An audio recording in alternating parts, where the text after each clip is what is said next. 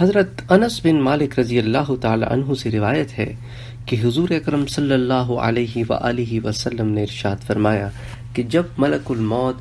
خدا کے مقبول بندے کے پاس آتے ہیں تو اس کو سلام کرتے ہیں اور پھر یوں ارشاد فرماتے ہیں: السلام علیک یا ولی اللہ، قم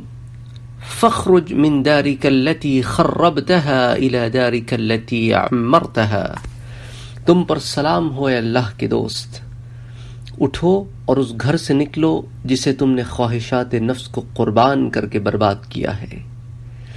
اور اس گھر کے لیے چلو، اس گھر کی طرف چلو جسے تم نے عبادت کر کے آباد کیا ہے۔ یعنی یہ جو دنیا کا گھر ہے، چونکہ تم اللہ کے ولی ہو اس لیے تم نے اپنے آپ کو خواہشات نفسانی سے روک کے رکھا،